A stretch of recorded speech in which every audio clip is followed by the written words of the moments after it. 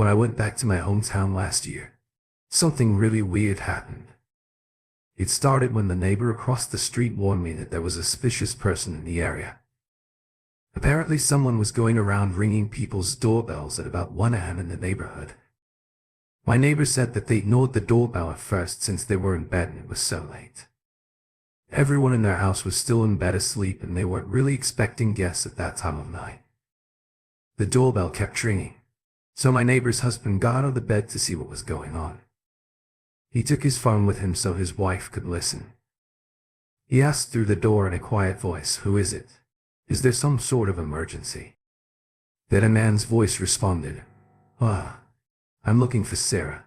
Can you let me in?" There was no Sarah in the house, or my neighbor's family for that matter, and because it was a newly built house, there was no former resident called Sarah either. So he explained this to the stranger at the door and told him to get lost.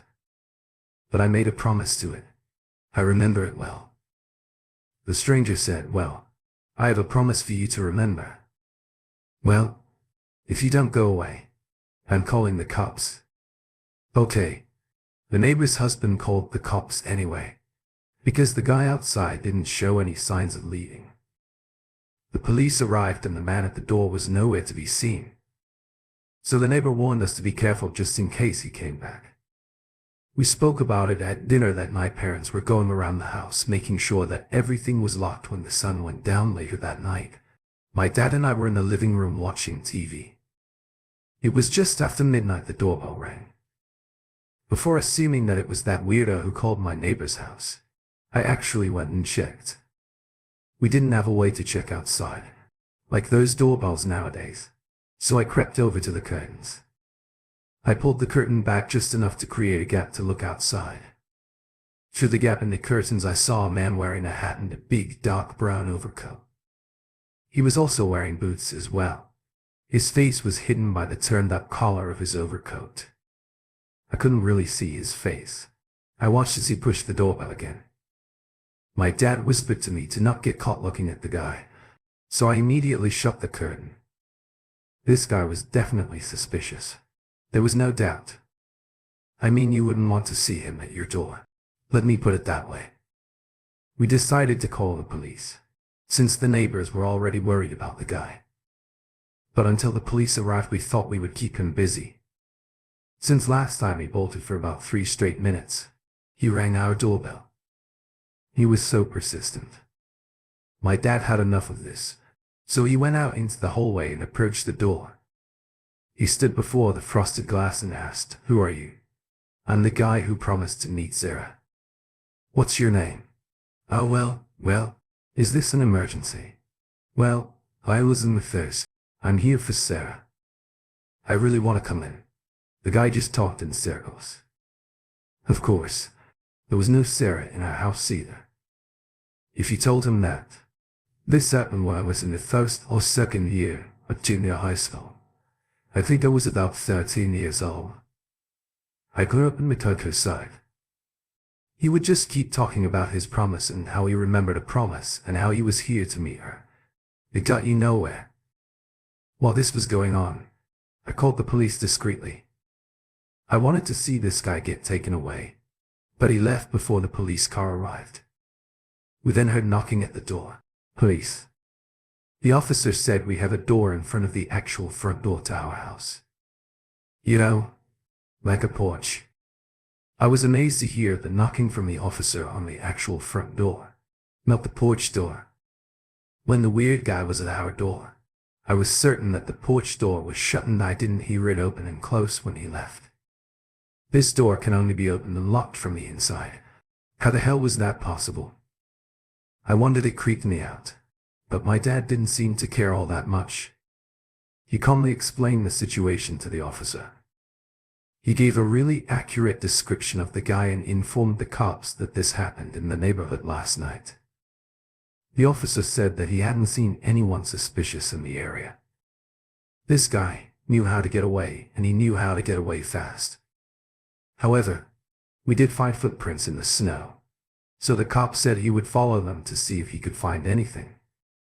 He promised that there would be an increase in patrols and he asked us to report back to him instantly if the guy came back. He cautioned us, said to try and avoid going out alone at night and to double and triple check. The doors are locked. This cop wasn't a new guy. He was older than my dad and something about this situation had him spooked. That made me very nervous. There was something very sinister about this guy looking for Sarah. My mother watched the whole thing. She was sat on the stairs.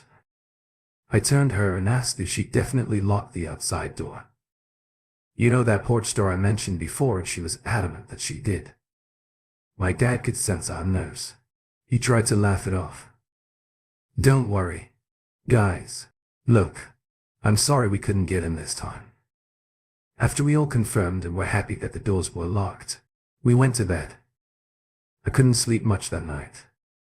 I was relieved to see a police car rolling the area at around 3 a.m. from my window.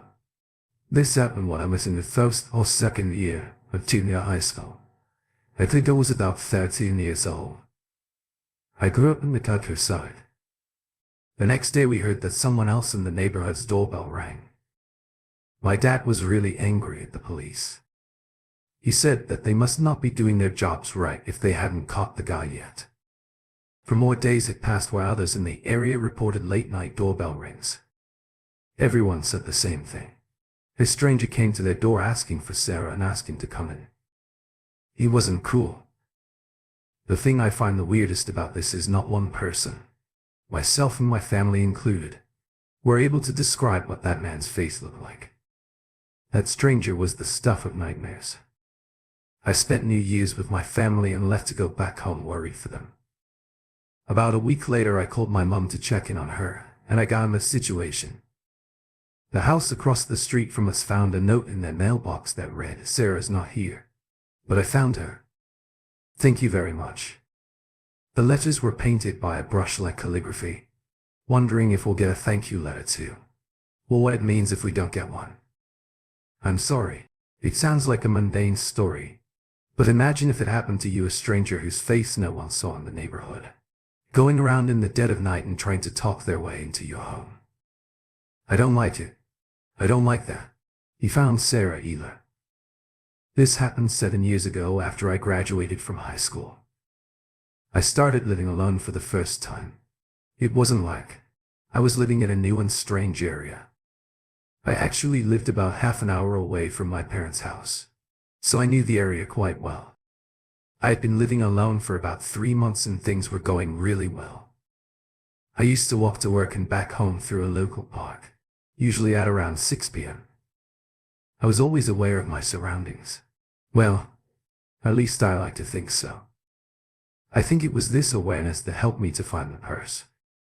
That day I happened to look down, and just off to the side of the public path in the park was a red purse. I bent down to pick it up and I was surprised to feel that it was heavy.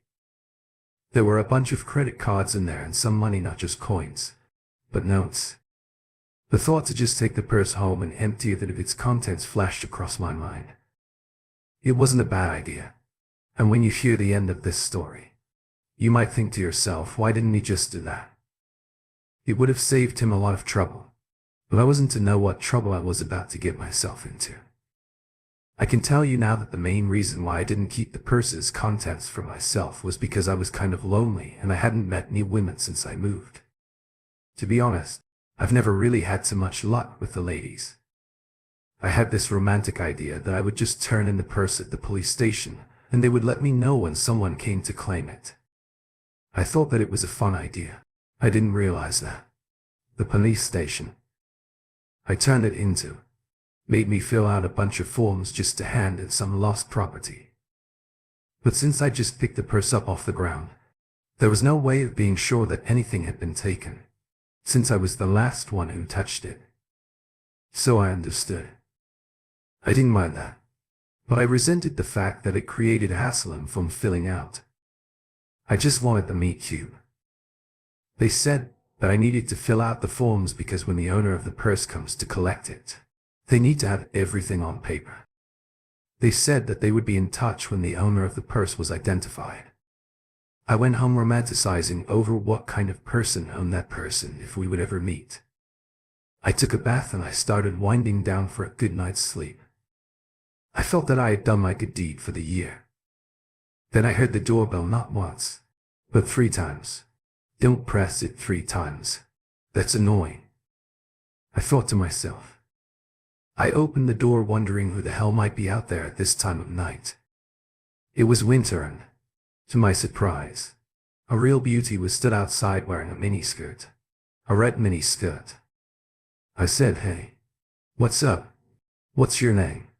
I lost my person." I thought that maybe. "Oh yeah. Yeah. I'm the guy who found your purse." I said I couldn't believe my luck. I was shocked by the beauty of the person at my door.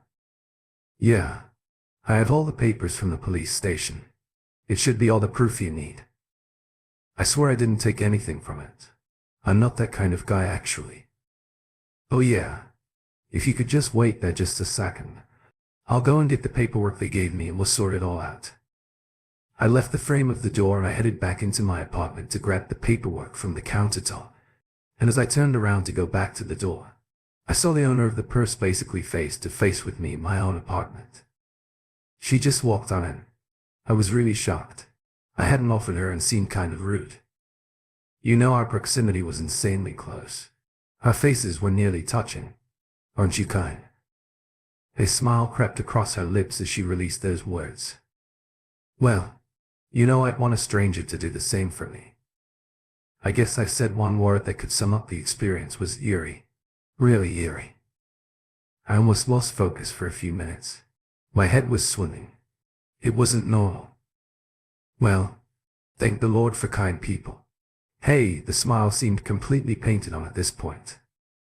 I didn't like the situation. It was almost like she was being sarcastic and mocking the generosity and kindness I was trying to show her. "Listen. It's kind of late," I said, trying to drop a hint. It really freaked me out. I didn't even want to be alone in my own apartment. After the visit from that stranger, I managed to usher her out the door, and I hoped that would be the last I'd ever see of her. About 3 days later, something dawned on me. The police said that they would be in touch as soon as the owner of the purse made contact. Something about that played on my mind.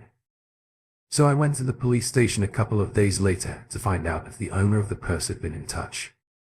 I went in and asked the officer I made the initial report with if someone had been in touch to claim the person, to basically ask why I wasn't contacted and why my address was handed over without my say. So I had time to think about the situation and, to be honest, I was kind of annoyed. What the officer said shocked me. The owner of that purse hasn't been in touch, so the police didn't give out my address. I guess the only way that someone would have known about the purse, me finding it, and my address, was if someone was watching me, if someone followed me. It seems as if the owner of that purse dropped it in the park and waited for someone to pick it up. I mean, that's the only way, right? The police were never contacted. So how it really creeped me out. I didn't like to think about it, and I still don't like to think about it. I just want to forget about it. About a year later, I had almost forgotten about it all. I was walking home through the park. I used to avoid the park, but I thought it was fine, since so much time had passed. I saw the same woman in the same red miniskirt hiding well, attempting to hide behind a telephone pole, staring at me, watching everything I was doing. I haven't gone anywhere near that park since that day. She watched me and waited for me to pick up that person, then watched from someplace hidden to figure out where I lived, for what I had no idea. Even today, when I see a red miniskirt, it brings out a less than positive reaction in me. When I was in the 3rd grade, my sister and I were addicted to this game called Mother 2. It's known as Earthbound in the states we lived in, the countryside of Japan, Miyazaki. I hated the family rules we had as kids. We weren't allowed to play video games all that much. We were allowed no more than 3 hours over the course of the weekend. My mom would take the snares away from us. Once our time was up, it would be shut away in the living room. I couldn't stand it. I needed to keep playing the game. We were very fortunate enough to have the snare systems, and if you aren't familiar with that, it's just an old school gaming console. Yes, that makes me old. Since I had a SNES console in my bedroom, all I had to do was sneak into the living room once I was sure my mom was asleep to retrieve the game. Pop it in my console and I was away. So one night I got the game and I was playing Mother 2 with my sister in the bedroom. My sister would usually give me advice while eating sweets and chocolate that she snuck from the fridge. She was 2 years older than me, so I was grateful for her input when I got stuck. I remember that night I was stuck at a particularly difficult part of the game and it was late. I guess that it was about 1 a.m. I was struggling and concentrating. Then my sister suddenly said in a hushed voice, "Turn the TV off, bro." I didn't get why she said this, so I replied, "Why are you sleepy or something? Hang on a minute. Just let me beat this guy and then I'll save it." "Okay. You don't have to turn off the game. Just turn off the TV," she replied. I looked at her and she was staring at the curtains. She looked worried. I was a little scared. It was dark and my sister was whispering. I asked her what was happening and her breathy reply made me shudder a little. "I can hear footsteps in the garden. We have gravel surrounding our house, so it's always easy to hear when someone's in the garden, walking around out there." My bedroom was on the ground floor. I had been so absorbed in my game that I hadn't even noticed the sound of footsteps. Thankfully my sister did. I shut off the TV. I listened carefully to the crunching of the gravel. It was definitely audible. It sounded like it was coming from the back garden. I was really scared. I sheepishly asked my sister if she thought it could be a cat or a dog out there. She didn't answer. We both sat there silently, staring towards the bedroom curtains. My sister then sharply turned around and looked at me with her eyes widened, and I realized that the footsteps were coming towards the window. I was so frightened at this point. I clung to my sister's waist. Then, after a couple of moments, we heard a voice. Excuse me. The owner of that voice was undoubtedly female. Since the tone was quite high, my sister said nothing and I closed my eyes and I just hugged her tighter. "You are awake, right? I'm in a lot of trouble and I really need your help. Could you open the door?" What the hell time of night was this to call at someone's house? It was really frightening for us. I felt like it was a bad dream, like it wasn't normal at all. After what felt like no more than a few seconds, I heard the dull thud and tap of fingers against the window. She was just the other side of our window. When neither of us responded, the stranger outside began to test the window frame for access points. I remember hearing the window shake and praying that it would hold out. Just as soon as the stranger's probing hands began to prise the window open, my sister rose to her feet. She broke free of my grasp and ran to our mother's room. She was shouting, "Mom, someone's trying to get in through the window." She turned on the lights as she ran through the hallway and the lights in my mom's bedroom. We both burst in there and my mother was still asleep at this point. Oh, by the way, we had no father growing up. Since we were in a single-parent family, our mom was really shocked to be woken up that late. I feel sorry for her. She was working every hour. God sent her back then.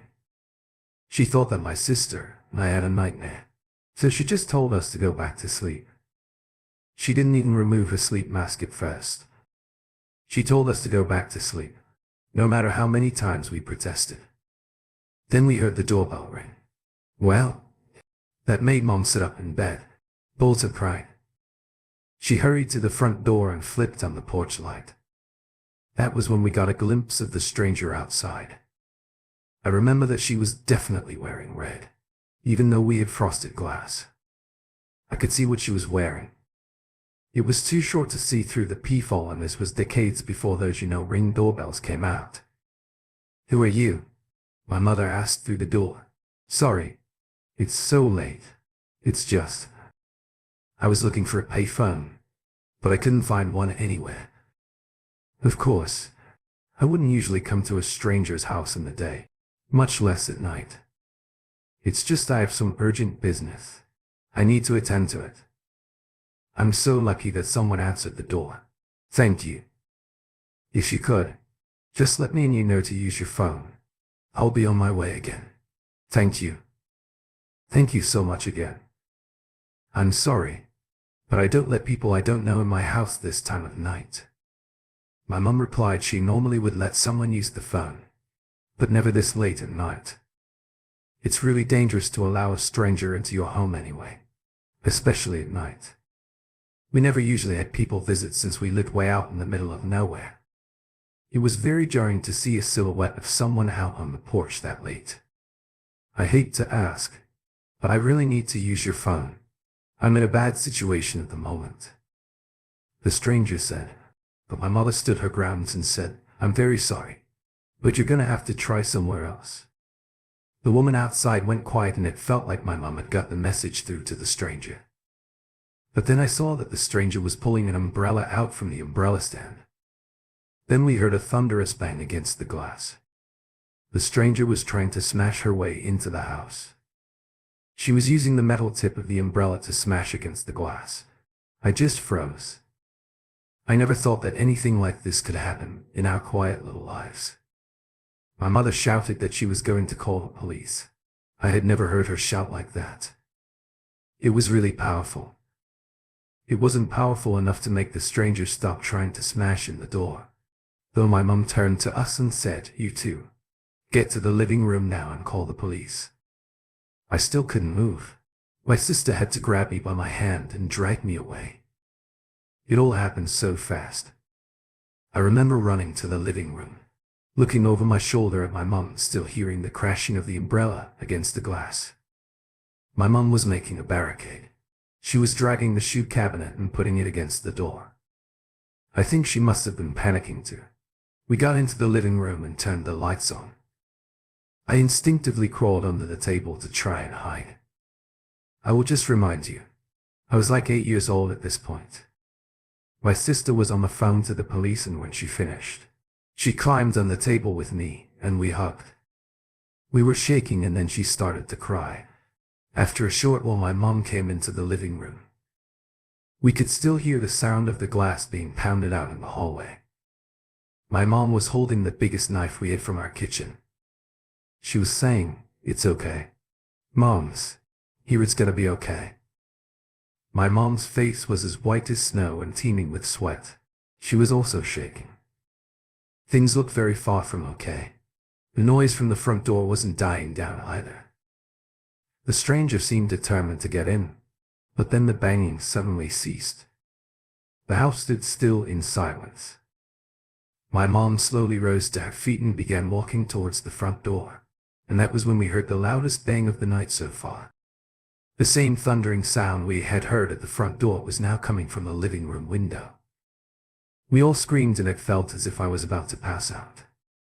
Apparently, the stranger gave up on the front door and came round to the living room, presumably because the lights were on in there. My mother then walked to the window and spoke to the stranger, "If you want to stay out there, then stay out there, but the police will be here any second." She seemed to no longer fear the stranger or the situation. She threw open the curtains and then yelped a short, sharp scream. I instinctively wanted to see what had caused her to yelp like that, so I crawled out from under the table and looked out of the window. Well, it wasn't a woman out there. That was a man. He had a thick beard and messy hair, and he was wearing a red one-piece dress. He stood there smiling, the most insane smile I had ever seen. He was clearly delighted by how much terror he had caused our family. He then started screaming at us about how he was the Messiah and how everyone would learn about his power. It didn't make sense. It was utterly terrifying. Sometimes I can still see his face at night. He then just ran off into the darkness. He shouted Messiah a bunch of times, which can mean a number of words in Japan here, but I kind of think he was calling himself the Messiah. I think he was probably a religious fanatic. Even though we saw him leave, we were still terrified. We all cried together. The police took so long to get here. It was the worst. I remember thinking, just let me go to sleep. I couldn't believe how long it took to get someone to our house. If that guy hadn't run off, then he might have gotten in, and then who knows what would have happened. Like I said, we were in the countryside, so I guess that's why it took so long. Looking back on this with older eyes, I can guess that he took the appearance of a woman to try and gain access to our home. It was part of his plot to try and trick people into allowing him in. He had the wherewithal to concoct that story about the phone, so I don't think he was entirely crazy. After that night, we slept in the same bedroom for about a year. I asked my mom on several occasions if the police ever got in touch to say they caught the guy or if they found a reason or motive for his attack on our home, but she never heard anything back from the police. This happened when I was in the first or second year of junior high school. I think I was about 13 years old. I grew up in the countryside. We know the guy is still out there. That night was the worst night of my life. This happened when I was a kid. I remember that it happened just after we had dinner and I was in the living room relaxing when I heard the doorbell. I was 10 years old and I, for some reason, was always the one to go answer the door. My parents were Clayton. It was usually me, my younger brother, and my grandparents at home weeknights. Our front door had frosted glass, but you could see through it enough to recognize people. I guessed that there was a woman at the door. I wondered if it was a neighbor, and I just opened the door without thinking. Behind the door was an elderly woman I hadn't ever seen before. The old woman offered no greeting. She just said, "Buy this book for 1,000 yen. 1,000 yen is just over $7. She held the book in front of her with her arms outstretched towards me. I was really puzzled. I didn't know what to say. I heard my grandfather coming towards the front door, and when he arrived at the door she repeated the same phrase, "Buy this book for 1,000 yen. I couldn't get my head around something. Why would anyone want to buy a dirty old book for that price when they could go to a bookshop and get a new one? I was only 10 years old, but I knew enough to distrust the woman at that age. But to my surprise, my grandfather whipped out his wallet and said, "Okay, I'll buy it for 1,000 yen. I couldn't believe this. It was just a bad deal. I thought he was acting stupid, and as soon as he handed over the money to the old lady, she smiled, but her smile genuinely creeped me out. Although it sounds mundane, it's positively chilly. The old woman then said, "That's great. The red cat won't come out." I couldn't make head or tails of what was happening. They were both acting so strangely. She turned and left, and I made a confused face to my grandfather. He was watching her leave and he didn't notice me. I looked at the book and it was just a cheap-looking detective novel. I asked my grandpa outright, "Why did you do that? You know that book isn't worth that price. Why'd you even want it? If I didn't buy it, I think you would have had some trouble," he replied. I asked him what he meant, and at first I didn't think he wanted to tell me, but I wouldn't drop it. I persisted. "Well, she mentioned the red cat, and the red cat refers to arsenopyromania. It's slang. It's very old slang. So my grandpa was paying for a house not to be targeted for a deliberate fire." The next day I was eager to tell my friends about what happened, and that was when I found out that our house wasn't the only house that was visited by the strange old lady. My friends and I went around school at lunchtime asking anyone we could find if they got visited by the old woman. There were over 20 kids who said that she came to their family's door. They didn't even live near one another. It seemed like the old lady was picking houses arbitrarily. There was no pattern to the houses. She chose somewhere on the outskirts of town and somewhere right in the middle. I guess that's so she can avoid police or neighborhood associations or something, not sure. Our family have lived in that home for decades and no one has ever seen that woman again at the door. I didn't hear about any arrests or crimes in my area, but all soon happens.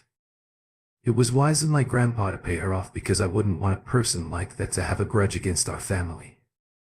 She targeted different areas of our district, and I imagine she did this in other districts too.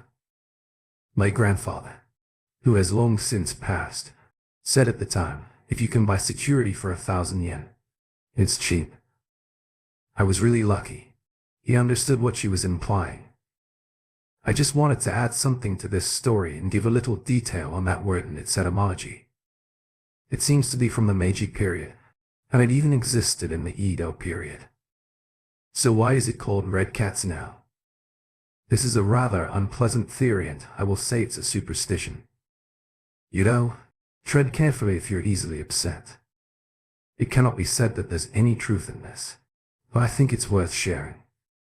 So back in those days, a live cat was set on fire and thrown into a family home by someone who had a grudge against the family. And as the cat ran rampant around the home, it engulfed the house in flames and its fur looked red. So therefore it got called the Red Cat now. I don't know if that's the case, but it certainly makes sense if the word is used for something very mysterious. It happened at around 2:30 am. It was a weird and mysterious experience. I heard this strange metallic sound and I opened my eyes. My bed had a metal frame and it was made of this aluminum piping, so I thought that it could have been that was making the noise. It didn't sound right though. It sounded louder than my little bed and it sounded further away. I began to wonder if I had just dreamed it. So I turned on my lights and I looked around for the source of the sound, but I couldn't find anything. Something made that noise and I couldn't figure out what did it. I was too tired to get up and properly look around, so I just hit the lights and laid back down on my bed. I shut my eyes and I couldn't sleep. I was now wide awake. Then outside my apartment door I heard some noise. I could tell that someone was near the door in the hallway. What's going on? I wondered. It was so late and it was really unusual. Let me just explain. I live on the 5th floor of an apartment block and there is only one door besides mine that leads to a small company office. And there was never usually anyone in the building that late. So there was no reason for anyone to be on my floor that late at night if I hadn't invited them. There was someone out there for sure. I could hear them shuffling around. It was faint, but they were walking around. On the odd occasion, a drunk guy would get off the lift at the wrong floor and then they would stomp about or even talk to themselves and quickly get back in the lift. Whoever was out there was walking around very quietly. It seemed deliberate. Something dawned on me when I realized this. Because I have the only apartment up on this floor and no neighbors, I felt safe enough to leave him locked. It's really stupid. I know. Moments after my realization, I heard the door to my apartment open. It opened very quickly and quietly and a person walked in. I could see them dimly lit by the light of the elevator emergency sign. It was a woman. It was so dark and I couldn't see that well, but I saw enough to know that she was really thin and really tall. She looked like she had the traits to be a model in the dark. She had long hair and I believe she was wearing black slacks and a white blouse. I could only see the contours of her face, but I could tell she was good looking. I had no idea who she was. At this point, things are flashing through my mind a mile a minute. Did she come to the wrong apartment by mistake? Is she about to rob the place? Is anyone else out there with her? Despite all these thoughts and the fact that a total stranger had just brazenly walked into my apartment as quietly as she could, for some reason I was not scared or angry. I was calm. Was this a ghost? Unlikely. Ghosts don't open doors in the movies, I guess. Then I thought maybe it's a food delivery thing, and they got the address mixed up. But where would they walk on and hello? The woman called out, "Who are you?" I replied as calmly as possible. I had a weapon by the side of my bed. I slowly moved my hand until I was touching it with my fingers. Since the room was pitch black, I was certain that the woman wouldn't see me do this. "I made the mistake," she said, and I noticed by the tone she wasn't a native speaker. She slipped out of my apartment silently. The sound of the door closing was so quiet I barely heard it. That made me worry. This is what could happen if you forget to lock your doors. I don't know what she was looking for, what she would have done if I didn't ask her who she was, but there was something very sinister and cunning about the way she was walking around outside, and how deliberately quiet she had been in coming and going.